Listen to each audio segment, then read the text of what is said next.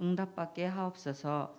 제123 마르투시 응답회 나의 24 교회 24 현장 24의 말씀 붙잡고 살리는 자의 응답 누리게 하옵소서.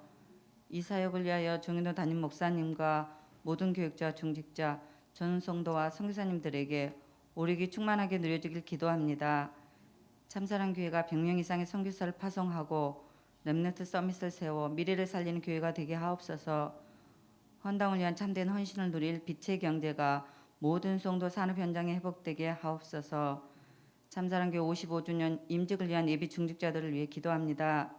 오직 예수가 주인이 되어 강단 말씀의 성취의 증인이 되게 하시며 영적 전쟁에서 기도로 승리하게 하옵소서. 목회자를 시원케 하고 교회를 든든히 세우며 렘넌트 발판이 되는 중직자의 모델이 되게 하옵소서. 영육간의 힘든 환우들 위해 기도합니다. 말씀 속에서 더욱더 하나님을 바라보며 하나님의 세밀한 음성을 듣게 하시며 치유를 통한 하나님의 절대 계획을 보게 하옵소서. 이 시간 말씀 전하실 박봉서 목사님께 성령 충만과 오력을 주시고 말씀을 통하여 우리에게 복음이 각인되게 하시며 오직 그리스도로 결론 내게 하옵소서. 말씀 들을 때 집중하지 못하게 방해하는 흑암의 세력은 예수 그리스도 이름으로 결박하게 하시며 참 빛으로 오셔서 우리를 흑암에서 건지신 예수 그리스도 이름으로 기도합니다.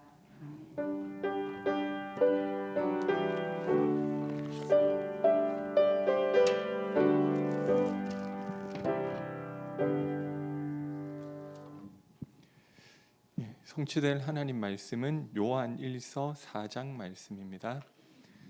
요한일서 4장 7절에서 12절까지 제가 먼저 읽고 한 절씩 교독하겠습니다. 4장 7절부터 12절 제가 먼저 읽겠습니다. 사랑하는 자들아, 우리가 서로 사랑하자. 사랑은 하나님께 속한 것이니 사랑하는 자마다 하나님으로부터 나서 하나님을 알고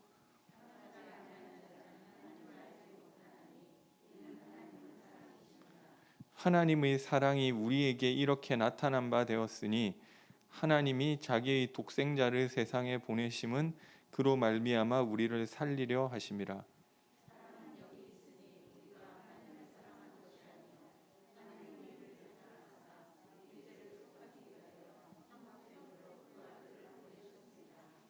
사랑하는 자들아, 하나님이 이같이 우리를 사랑하셨은즉 우리도 서로 사랑하는 것이 마땅하도다. 어느 때나 하나님을 본 사람이 없으되 만일 우리가 서로 사랑하면 하나님이 우리 안에 거하시고 그의 사랑이 우리 안에 온전히 이루어지느니라. 아멘.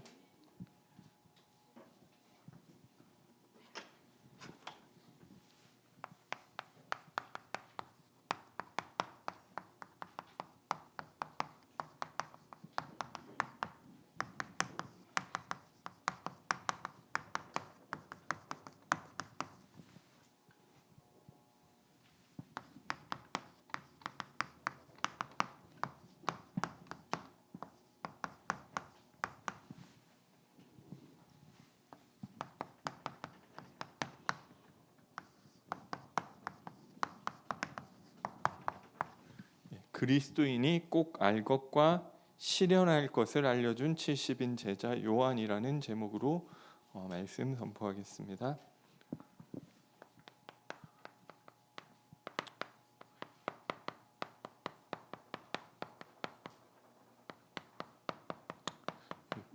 좀 배경에 대해서 말씀하면은 이렇게 요한 1서, 2서, 3서 요한 서신이라고 하는 성경이 쓰여졌을 때는 사실은 좀 안 좋은 상황이었어요.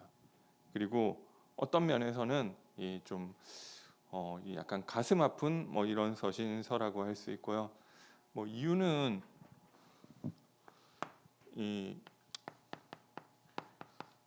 첫 번째 몇 가지가 있는데요. 이제 기독교인들이 유대인들에게서 이제 분리가 되기 시작했단 말이에요. 왜 분리가 됐느냐면 처음에는 그냥 예수를 그리스도로 믿는 유대인은 어차피 그리스도를 기다리고 있는데 그런 유대인의 한 분파 정도로 여겨졌는데 여러 가지 사회적인 문제들이 일어나면서 유대인들 그 사회에서 이제 밀려나는 거예요. 그래서 더 이상 같이 갈 수가 없다. 그러니까 결국 이 유대인들은 예수를 그리스도로 인정하지 않으니까 이제 오랫동안 한 민족이었고 이제 한 공동체로 살아왔는데 이제 이 기독교인들은 이 유대인들에게 대해서 이제 분리되는 일이 일어났고요. 그리고 이거는 교회 바깥에서의 일이라면 이 교회 안에서도 좀 분열이 일어났는데요. 이 주요 요한 이 서신에 나와 있는 주요 논쟁점은 뭐냐면은 아니 예수님이 진짜 성육신 하신 게 맞냐 이 얘기인 거예요. 육체를 가지고 이 땅에 오신 것이 맞느냐. 이 요한 일서를 뭐 읽어보시면은 요한이 그 부분에 대해서 되게 세게 이야기하고 있는 것들을 그것 때문에 편지 쓴 것이 아니냐 싶을 만큼 하고 있는 것들을 좀 아실 수 있는데요. 근데 지금 우리가 봤을 때는 잘 이해 안 되죠. 우리는 교회 안에서 예수님이 육체로 오시지 않았다고 생각하는 사람들은 잘 없잖아요. 근데 그 당시에는 뭐 이런 일들이 있었고요. 그래가지고 예수님이 육체로 오실 수 없다. 이게 뭐냐면은 왜 그런데 육체로 오고 뭐 우리가 보고 눈으로 듣고 손으로 만진바고 귀로 들은바고 뭐 얘기를 하는데 우리가 봤는데 무슨 이상한 말이냐 하는 건데, 그러니까 이거를 어떻게 설명을 했느냐면 뭐 가현주의라는 도세티즘이죠. 이런 이단이 이 설명을 한 것은, 그러니까 지금으로 치면은 이제 컴퓨터 그래픽 영화를 보는데 여기 막 용하고 막 대화를 하는데 실제 용은 없는데 사람이 그냥 이렇게 얘기를 촬영을 해놓고 이 영화 보면은 뭐 주라기 공원하면은 이 공룡이 실제 있는 게 아니라 이 그래픽으로 구현을 한 거잖아요. 그것처럼 이게 그런 식으로 보이는 것처럼 나타난 것뿐이다. 이런 얘기를 했단 말이에요. 그럼 이 얘기가 애초에 왜 나왔느냐는 거를 좀 생각해 보면은 이게 사실은 그리스, 헬라 철학의 영향인데요. 그러니까 헬라 철학에서는 어떻게 생각을 했느냐면 이 육체와 물질은 악한 것이고 저 위에 이데아의 세계, 이 영적인 부분은 선한 것이다. 뭐 이런 사고가 있었단 말이에요. 근데 이 신적인 존재가 이 육신을 입는다는 것은 그 말이 안 되는 얘기다. 이렇게 생각했어요. 그리고 또 그 당시 이제 사람들이 가지고 있었던 사고관은 신은 불변하는 존재다. 그러니까 영적인 것은 계속 영적으로 있는 것이지 영적인 것이 육신이 됐다가 다시 뭐 이런 법은 있을 수가 없다. 그러니까 그 당시 사람들이 가지고 사람들이 가지고 있었던 이 철학관과 맞지 않는 이야기인 거예요. 그런데 이 헬라 철학을 연구하고 헬라 이 철학을 영향을 받고 성경을 보려고 하니까 이제 그쪽으로 좀 해석이 되는 거예요. 그리고 이 신적 존재라는 것은 이 그리스 헬라 철학에서는 감각이 없는 존재란 말이에요. 그러니까 고통 당할 수가 없어요.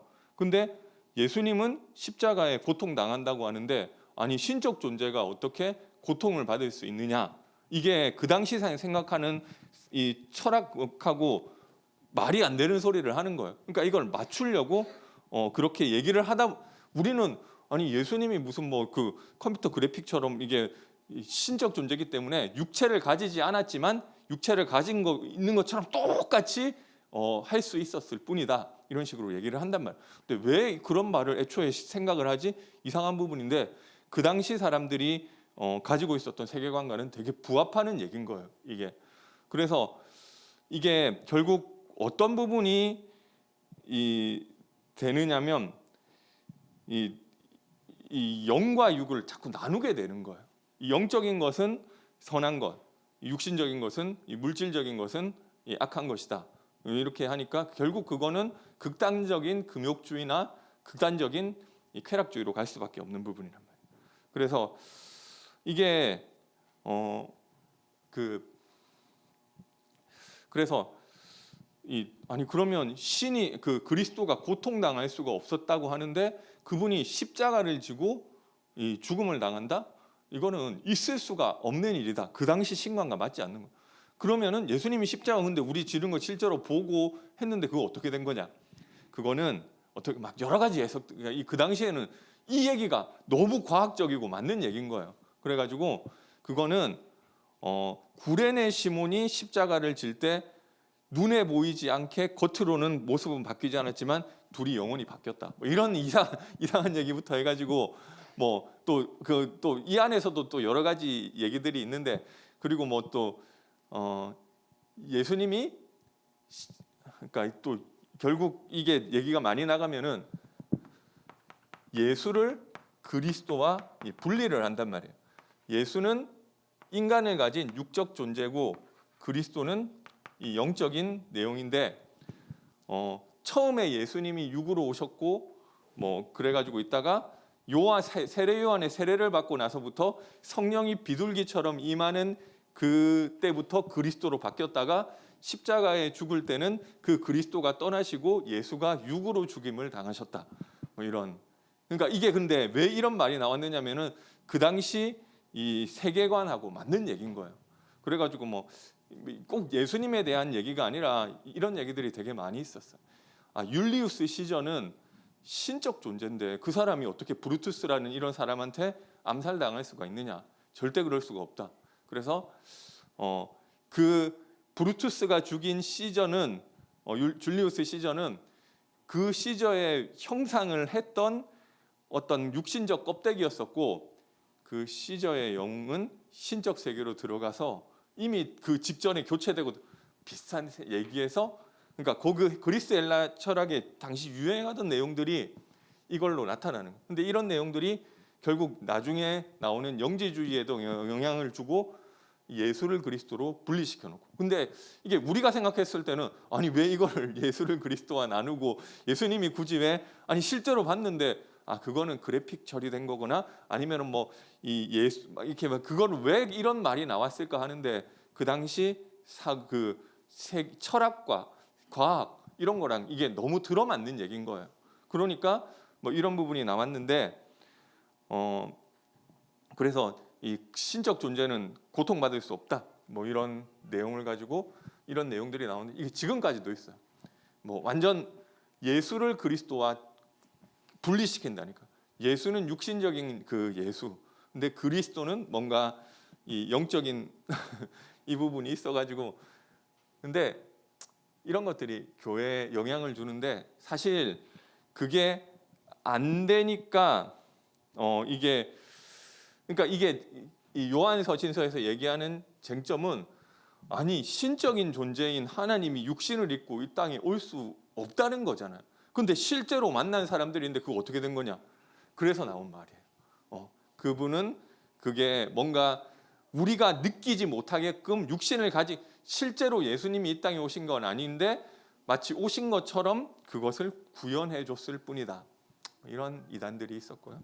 근데 이게 결국 가면 계속 예수를 그리스도와 나누게 되고 이런 부분들이 진리가 맞지 않으니까 뭔가 교회 안에서 갈등이 있었겠죠. 갈등이 있으니까 이 사람들은 이제 분리를 선택한 거예요. 그리고 교회를 떠나게 된 거예요. 처음에는 똑같이 예수를 그리스도로 믿고 이 교회 안에 들어왔는데 지금도 우리 교회 성도님들이 있는데 이 좀 뭐 어떻게 한 절반 정도가 교회를 떠나신다 하면은 뭐 이후에 어떻게 됐건 되게 가슴이 아프겠죠. 근데 어쨌든 이런 내용을 가지고 갈등이 있다가 분리되어서 교회를 떠나가는 일들이 뭐 있었던 것입니다. 그래서 그 상황에서 그 요한이 교회를 안정시키기 위해서 쓴 서신이 요한 1서고요. 그래서 우리가 알 것인데 좀 말을 조금 더 세게 해서 이제 확신할 것. 그래서 지금 이 세상 문제가 뭐냐는 거죠.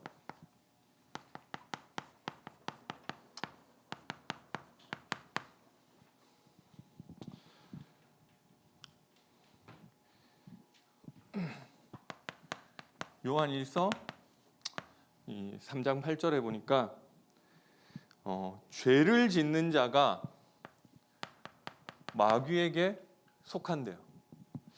뭐 요즘 제가 잘 모르겠는데 주요 이슈가 뭐 그 뉴스 같은데 나오는 이 국내 문제 주요 이슈가 저기 뭐 이준석 당대표가 이 성상납을 받았냐 안 받았냐 뭐 그런데 법원에서는 그거를 뭐 이제 뭐 이 시간도 지났고 뭐 물증도 없으니까 이제 뭐 받았다고 보기 힘들다 기각했더라고요. 근데 기사를 좀 자세히 읽어보니까 그런데 그 이제 받은 것들을 무마하려는 행동은 있었고 그리고 또 뭔가 이런 것 증거인멸하려는 것들은 있었기 때문에 그거로 지금 처벌하기는 어렵지만 그 건에 대해서는 좀 봐야 되겠다 뭐 이렇게 얘기하는 것 같더라고요.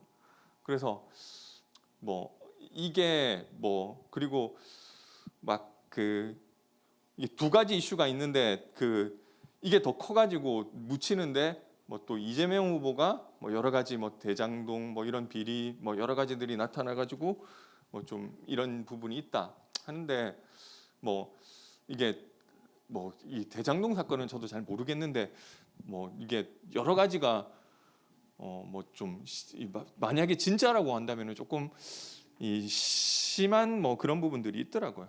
근데 뭐냐면은 결국 성경은 뭐라고 아니 왜 사람이 그렇게 어떻게 그렇게 악할 수 있지? 어떻게 사람이 물론 뭐 제가 지금 주요 이슈가 이 야당 쪽이라서 이런 부분을 얘기를 했는데 뭐 사실 뭐 다 비슷하겠죠. 뭐냐면은 죄를 짓는 자가 자기도 모르게 마귀에게 속한대요. 그래서 이게 뭐냐면은 그 사람이 되게 못됐다. 아유 어떻게 사람이 저럴 수가 있지? 그럴 때 성경은 뭐라고 얘기를 하느냐면 죄를 짓는 사람이 자기도 모르게라는 말은 없지만 어쨌든 마귀에게 붙잡혀 있기 때문에 그렇다는 거잖아. 그리고 2장 13절에 보니까 악한 자라고 이야기하고 있고요. 14절에는 흉악한 자가 있다고 이야기하는 것입니다. 그래서 이거를 그래서 나도 모르게 이 세상의 노예가 되게끔 만들어. 2장 15절에 보니까 이 세상이나 세상에 있는 것들을 사랑하지 말라. 육신의 정욕과 안목의 정욕과 이생의 자랑에 붙잡히게 만든단 말이에요. 그 뭐 별 대단한 거 아닌데 그 뭐 그렇게 대통령하고 뭐 하려고 이생의 자랑 그죠? 그리고 뭐 자기도 모르게 노예가 되고 여기 붙잡히게 된다는 거. 그리고 요한일서 1장 6절에 보니까 이 어둠에 행한다. 1장 6절에 그래서 마음이 어두움에 붙잡히게 되는 게 있는 것 같아. 이게 어떻게 2장 11절에 보니까요. 그의 형제를 미워하는 자는 어둠에 있고 또 어둠에 행하며 갈 곳을 알지 못하나니 이는 그 어둠이 그의 눈을 멀게 하였습니다. 사실 교회 안에 있었던 갈등을 좀 염두에 두고 요한이 한 얘기인데 결국 내 마음이 어둠에 붙잡히는 거. 이 사람이 잘못했고 이 사람 뭐가 잘못됐고 맞는데 그것 때문에 내 마음이 어둠에 붙잡히게 돼. 그 사람도 죽인다니까. 한 번에 그렇게 되는 게 아니야. 나도 모르게 좀 어둠에 붙잡히고. 그래서 이게 사실 별것도 아닌데 이 사람이 감정에 의해서 움직이잖아. 그러니까 나도 모르게 이게 이 공격적인 부분들이 나가게 돼 있고요. 이게 내 마음대로 안 되는 것 같아. 그래서 이 미움을 통해서 어둠에 붙잡히게 된다. 이게 나도 알아요. 내가 이렇게 안 해야지. 우리 저기 부모님한테 안 그래야지. 우리 동생들한테 내가 안 그래야지. 가족들한테 안 그래야지. 내가 좀 이런 부분을 안 해야지 하는데 이게 나도 모르게 붙잡혀 있는 거예요. 그리고 세상에 노예돼 있어요.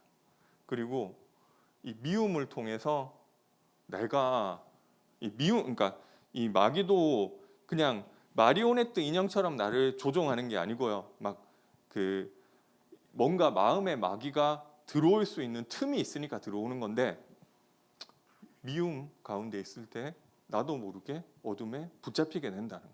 그러니까 거기 끌려갈 수밖에 없는 거. 이게 세상 문제인데요. 이 세상 문제를 하나님의 해결하신 방법은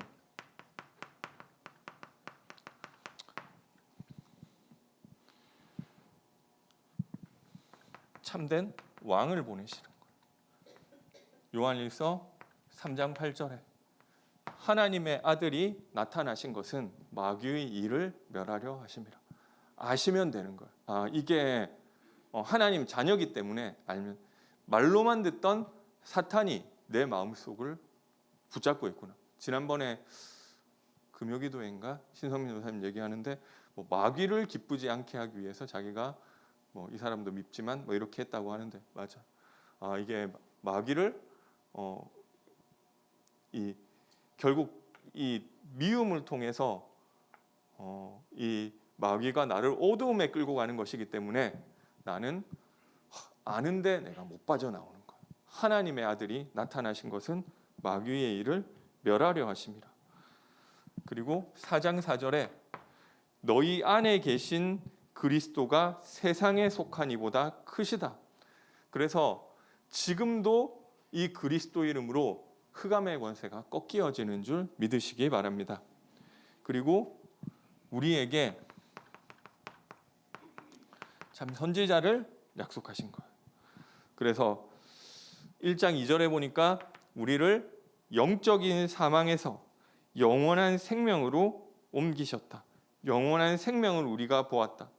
그리고 이 선지자께서 그냥 우리와 함께 하시는 것이 아니라 2장 20절에는 모든 것을 깨닫게 하신다.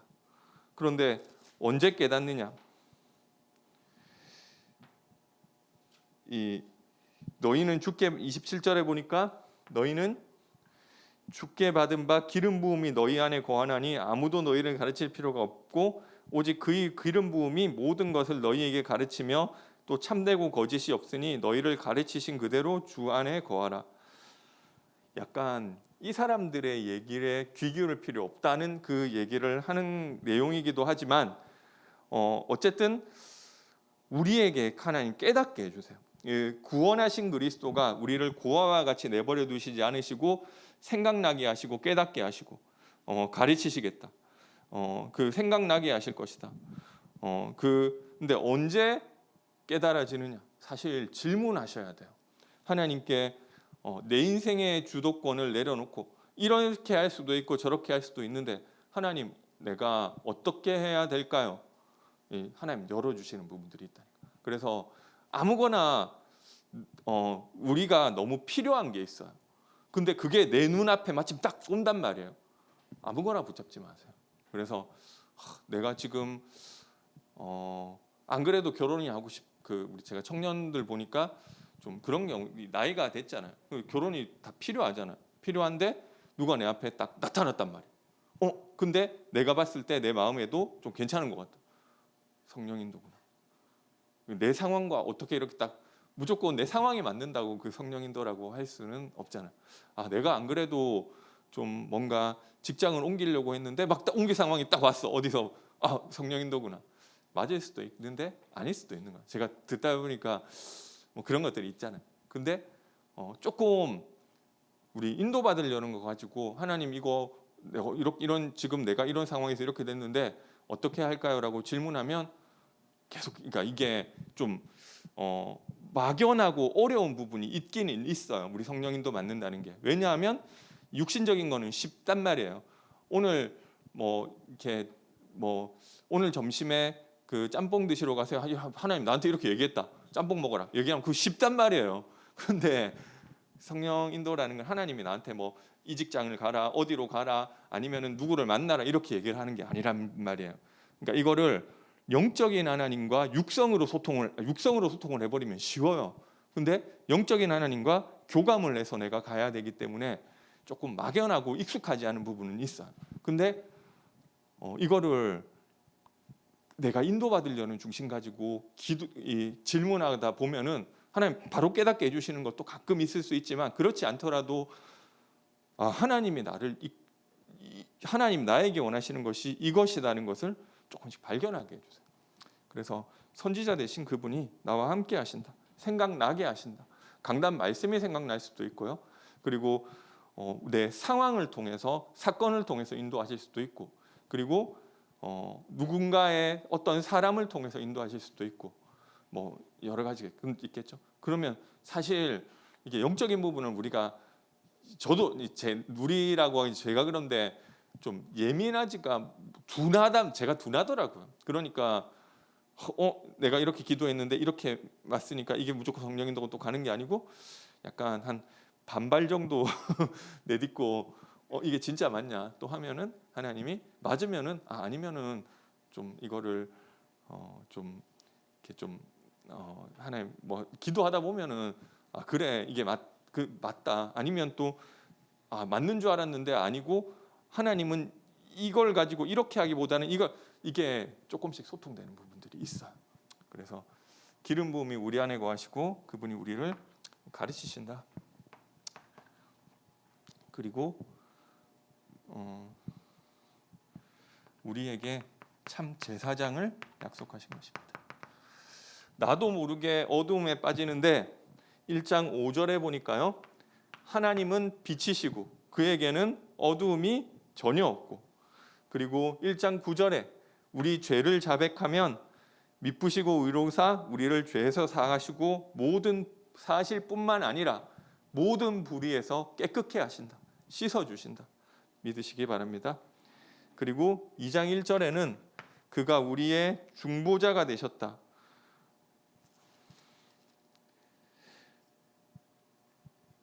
그리고 대언자가 있고 중보자 역할을 하시는 거죠. 2장 2절에 그분이 화목 제물이 되시고, 2장 12절에는 그 이름으로 죄가 사함 받고, 그리고 3장 5절에는 그가 우리 죄를 없애려고 나타나셨다. 나도 모르게 아는데 빠져드는 부분들이 그리스도로 해결되는 줄 믿으시기 바랍니다. 제가 좀 그렇더라고요. 왜 그런지 모르겠는데 마음에 화가 많고 분노가 많더라고요. 근데 제가 보니까 이거를 안 그래야지 아는데 뭐 그게 그렇게 되잖아요. 근데 어느 순간 보니까 내가 이거를 짜증을 안 내야지, 화를 안 내야지, 성질을 안 내야지, 못되게 안 해야지 하는데 좀 이런 쪽에 많이 속해 있나 봐요. 자기도 모르게 이렇게 있었는데 제가 확 변화되고 이런 것도 이 성질머리라는 건 또 빨리 안 바뀌더라고요. 근데 시간이 많이 지나고 그냥 뭐 있다 보니까 어느 순간 제가 저를 보니까 이게 좀 많이 사라졌더라고요. 이게 뭐 성질 좀 부리지 말고 착하게 살고 이런 것 이래야 된다 이런 것도 있지만, 마음 자체가 좀 풀어진 부분들이 있더라고요. 뭔가 이 분노가 누그러져고 없어진 마음, 그런 것들이 있더라니까. 근데 그게 나도 모르게 이제 그리스도 안에 있을 때 그런 부분들이 좀 이제 바뀌어지는 것 같아. 영적 문제 있는 자에서 영적 서밋으로 이제 거듭난 베드로, 그때 말씀도 그렇고 이게 지난주에 이제 욥을 얘기를 보는데도 고난을 통해서 하나님 욥을 바꿔주시잖아요. 그래서 한 번만에 싹 바뀌고 이런 거는 모르겠는데, 그러니까 우리가 어떤 분 그렇게 얘기하시더라고요. 자기는 예수 믿는데도 내가 뭐가 바뀌었는지 모르겠다고. 이게 제가 이해가 돼요. 우리 인생을 맨날 이제 같이 계속 보니까 그렇잖아요. 근데 이게 이 동영상으로 보니까 그런데 이 사진으로 보면은 차이가 난단 말이에요. 그래서 몇 년 만에 아니면은 한 10년 만에 20년 만에 누가 연락이 온 사람이 있으면은 또 되게 많이 바뀌었다 이 얘기를 해요. 근데 우리가 맨날 보다 보니까 좀 이게 크게 뭐 이 차이를 못 느끼는 건데, 하나님은 결국 안 돼요. 보니까 저기 아까 제가 말씀드렸지만 그분들이 아까 말씀드린 분들 다 훌륭한 분들이잖아요. 공부도 많이 했고 하버드나 아무나 다니는 건 아니잖아요. 그리고 뭐 다 그래도 시장하고 뭐 당 대표하고 이럴 만한 분들인데 자기도 모르게 어둠에 행하는 거 있잖아요. 근데 하나님의 아들이 나타나신 것은 마귀의 일을 멸하려 하심이고 우리의 죄를 없애려 하심이고, 그럼 예수 믿으면 나쁜 짓 안 한다 이 얘기가 아니라 그게 좀 사라지고 누그러지는 부분이 있는 거예요. 그래서 하나님은 우리에게 그리스도를 해결로 주신 줄 믿으시기 바랍니다. 세상의 문제가 뭐고 하나님이 우리에게 주신 해결이 뭔지 그거를 바로 봐야 답이 나오는 거죠. 그리고 이것을 아는 정도가 아니라 확신해라. 우리 확신할 내용 저기 현수막에도 있는데요. 구원의 확신. 그래서 5장 11절에 보니까 또 증거는 이것이니 하나님이 우리에게 영생을 주신 것과 이 생명이 그의 아들 안에 있는 그것이니라.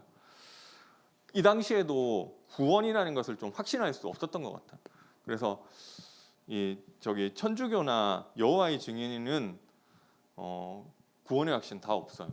그래서 뭐 얘기하다가 그래서 구원의 확신 있냐 뭐 물어보면 다 없어요. 제가 예전에 봤는데 자기가 뭐 그런 사람 봤어요. 천주교 모태신앙이고 열심히 생활했는데 자기가 천국까지 간다는 확신은 없지만 그래도 나 정도 했으면은 뭐 연옥 정도는 가지 않고 뭐 중간에 뭐 천국 지옥 뭐 중간 뭐 그렇게 생각 뭐 얘기를 하는데 결국 없어. 왜 그러냐면은 이 여호와의 증인도 마찬가지인데 내가 사는 동안 좀 잘한 거 있잖아요. 좀 착하고 남 도와주고 전도하고 봉사하고 이거 플러스, 그리고 사는 동안 나쁜 짓 한 거, 다른 사람 거짓말하고 도둑질하고 뭐 이걸 합쳐가지고 플러스 마이너스 합쳐서 마지막에 가가지고 플러스가 많으면 천국, 마이너스가 많으면 지옥. 근데 중간 집계는 확인할 수가 없고, 그러니까 누가 이걸 확신하겠어?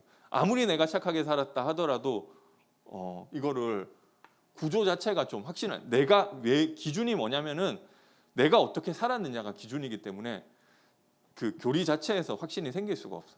근데 이게 뭐 우리가 확신을 생기기 위한 교리를 가져야 된다가 아니라 성경이 원래부터 뭐라고 얘기를 하고 있는지가 중요하잖아요. 그런데 이 5장 11절에 보니까 우리의 구원의 증거는 하나님이 우리에게 생명을 주셨고 그 생명에 그의 아들 안에 있는 그것이. 이거 합산해가지고 구원받는 게 아니고요. 아들이 있는 자에게는 생명이 있고 아들이 없는 자에게는 생명 없고. 그러니까 내가 기준이 아니니까 우리 확신할 수 있는 거예요. 이걸 누가 그거를 확신하겠어요? 내가 기준이라고 하면.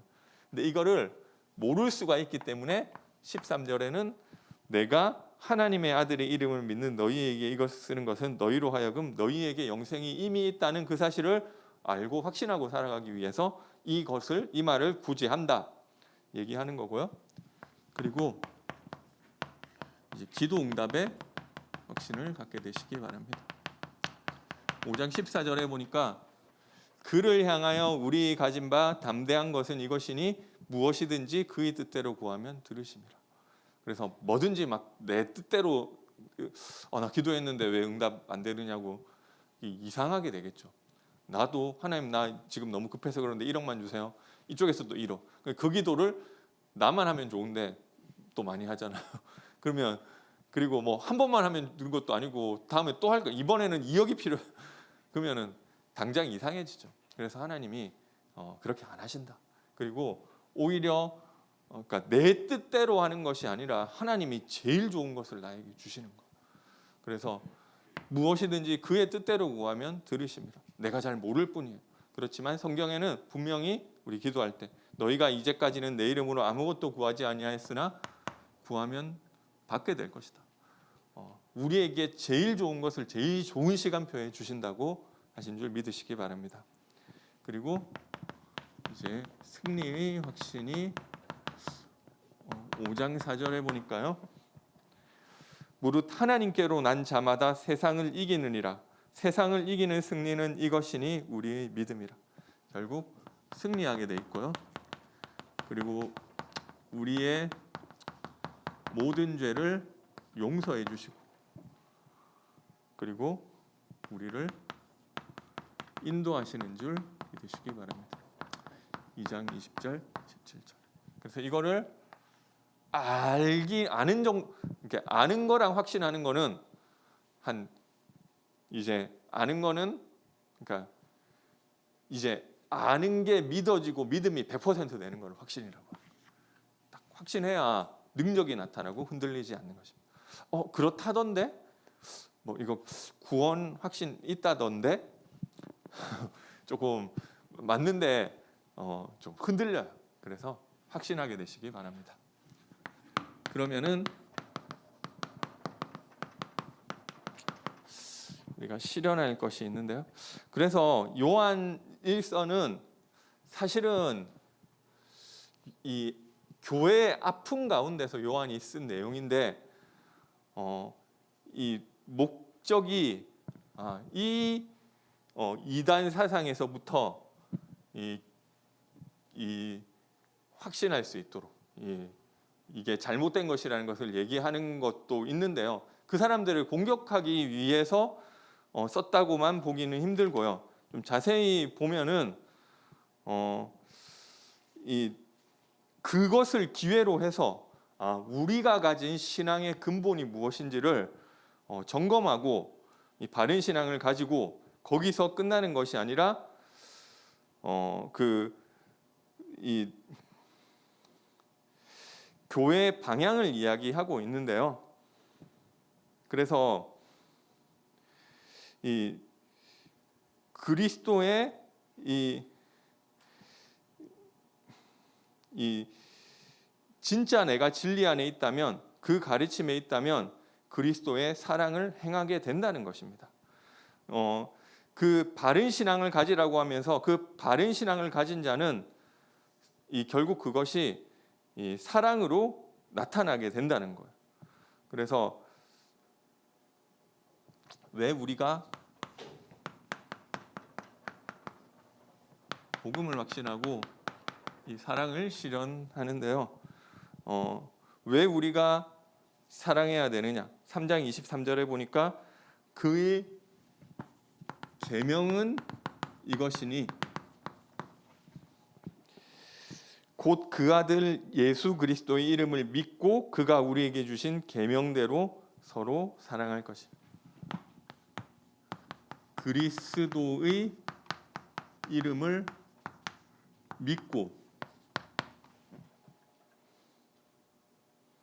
그가 우리에게 주신 계명대로 서로 사랑할 것이니라. 그래서 이게 사랑할 수 없는 상황이 있잖아요. 다 나한테 잘해주고 사랑하고, 예수님 뭐라고 하셨느냐면은 자기한테 잘해주는 자를 사랑하는 거는 불신자라도 다 하는 거 아니냐. 그리고 그거는 그래서 그 수준으로는 안 된다고 하셨잖아요. 그래서 우리가 명령은 맞는데 능력이 없잖아요. 그래서 이게 내가 사랑받은 은혜에 대한 감사에서 시작되셔야 되는 거예요. 3장 16절에 보니까 그가 우리를 위하여 죽으셨다. 그리고 4장 10절에는 사랑은 여기 있으니 우리가 하나님을 사랑한 것이 아니요 하나님이 우리를 사랑하사 우리 죄를 속하기 위해 화목제물로 그 아들을 보내셨다. 그래서 사랑하는 자들아, 하나님이 이같이 우리를 사랑하셨은즉 우리도 서로 사랑하는 것이 마땅하도다. 그죠? 내가 사랑을 받았기 때문에. 그리고 19절에도 우리가 사랑함은 4장 19절에도 그가 먼저 우리를 사랑하셨습니다. 20절에는 누구든지 하나님을 사랑하노라 하고 그 형제를 미워하면 이는 거짓말하는 자니 보는 바 그 형제를 사랑하지 아니하는 자는 보지 못하는 바 하나님을 사랑할 수 없느니라. 그래서 이게 그 사람들이 하는 이 이야기들이 진짜 진리가 맞다면은 그 진리는 사랑으로 나타나게 돼 있다는 것입니다. 하나님은 사랑. 근데 이 사람들이 한 내용들이 이런 부분들을 주장을 하면서 결국 교회를 좀 분리시키고 깨뜨리고 나가는 방향으로 되었던 것 같아. 자기네들이 맞다고 하면서. 그래서 이 사랑이 없는 것은 교회가 아니고 진짜 바른 신앙을 가진 자는 교회를 분리시킬 수가 없고 깨뜨릴 수 없는데 이 사랑이 없는 그렇기 때문에 이 사랑이 없다는 것은 교회가 아니고 진리가 아니라는 이야기고요. 그래서 이게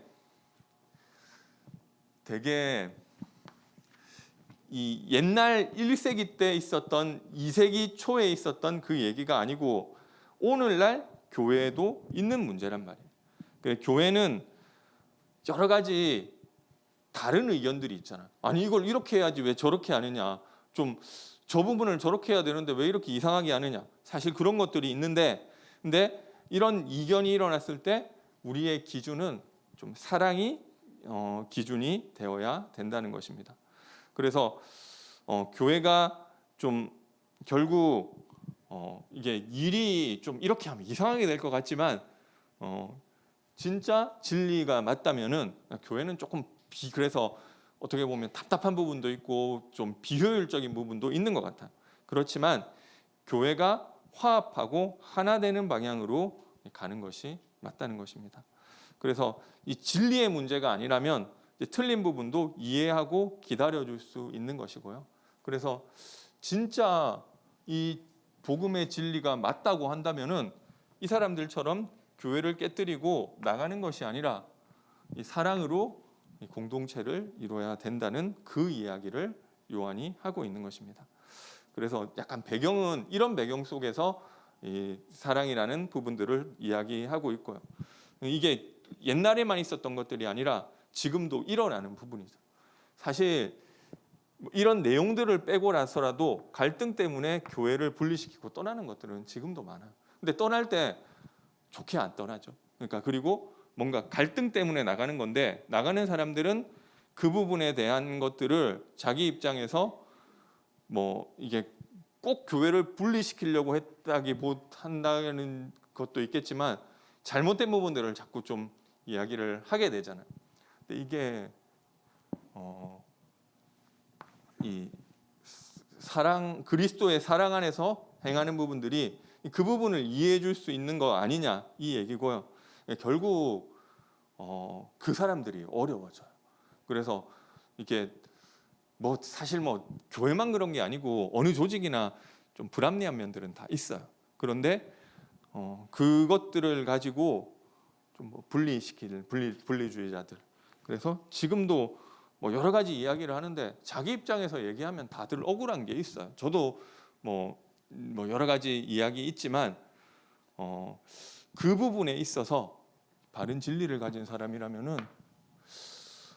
교회를 깨뜨리는 방향으로 어떤 것들은 하지 않는 것 같아요. 만약에 그게 없다고 한다면은 그 행동 자체가 맞냐 틀리냐를 떠나서 그 사람이 이 바른 진리에서 나오는 것들이 있으면은 이게 나타나게 돼 있는데 뭐 그 진리에 대해서 의심할 수 있는 거 아니냐, 뭐 이렇게 생각해 볼 수 있고요.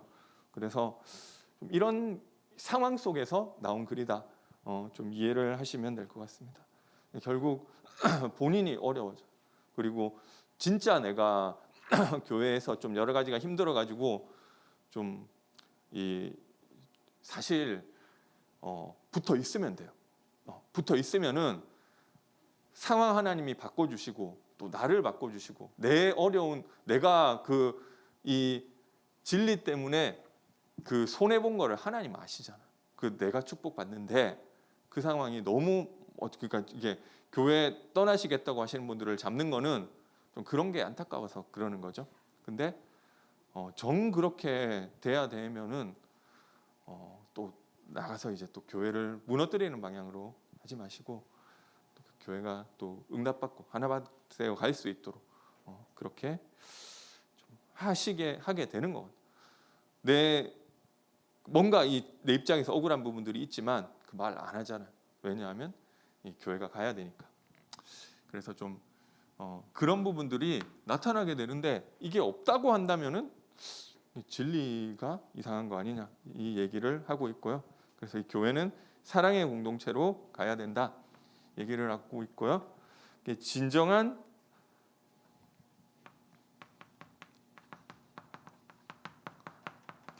사랑의 실현은 이 전도와 선교인 줄 믿으시기 바랍니다. 그래서 복음 주는 게 제일 도와주는 거예요.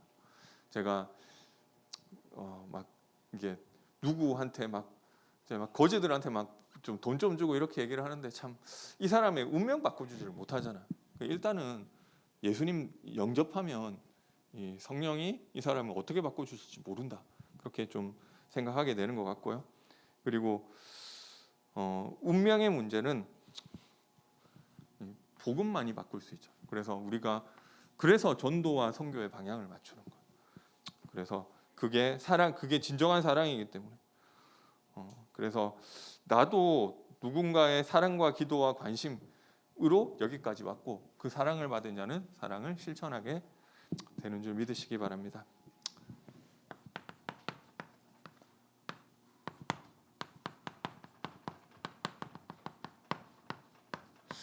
나의 복음을 이번 주간에도 정리하게 되시기 바랍니다.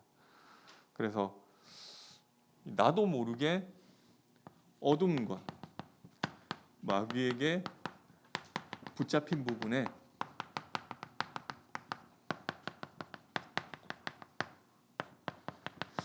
빛을 비추는데요.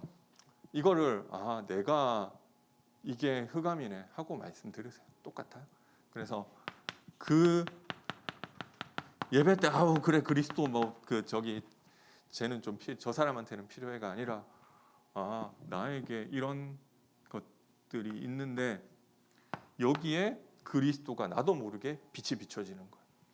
그것을 가지고 하나님과 함께하는 서밋 타임의 축복을 누리게 되시기 바랍니다. 그리고 좀 사랑을 실천하는데 그게 우리 300 리스트 전도 대상자를 내가 사랑을 전달할 사람. 그래서 좀 방향이라도 맞아야 되잖아. 우리가 또 여러 가지 실제 전도를 현장에서 하고 계시는 분도 많이 계시지만 그게 아니더라도 나의 마음이 이게 들어가는 게 맞다는 거. 그리고 마지막으로 우리 임직 준비를 위해서 기도해 주시기 바랍니다. 그래서 이제 39분의 명단이 좀 확정이 됐는데요. 이분들이 하나님이 제가 보니까 임직 전에 일부 좀 어려움 주시는 것 같아. 저도 제가 교회 쭉 있다 보니까 교역자들은 목사 안수 받기 전에 여러 가지 좀 어려움이 또 오는 경우도 있더라고. 하나님 기도하게 하시려고. 그러니까 그냥 막 하지 말고 내가 만약에 중직자가 된다면은 왜 어떤 중직자가 근데 우리 아무 어려움 안 오면은 그냥 뭐 그냥 뭐 아무 생각 없이 받고 나 돈 있으니까 돈 내고 뭐 이렇게 받고 이렇게 되니까 하나님 문제를 통해서 기도하게 하시는 것 같다. 그래서 이 또 본인이 아니더라도 우리가 임직을 받는 사람이 아니더라도 이 일을 통해서 교회가 갈등하지 않고 분리하지 않고 이분들이 이 교회의 중요한 기둥으로 세워지고 교회가 하나 되는 방향으로. 그래서 그 나랑 상관없는데 왜 그래야 되는? 내가 사랑받은 사람이라 할 수 있게 되는 것. 위해서 같이 기도해 주시면 감사하겠습니다. 찬송가 90장 하나님께 찬송 드리겠습니다.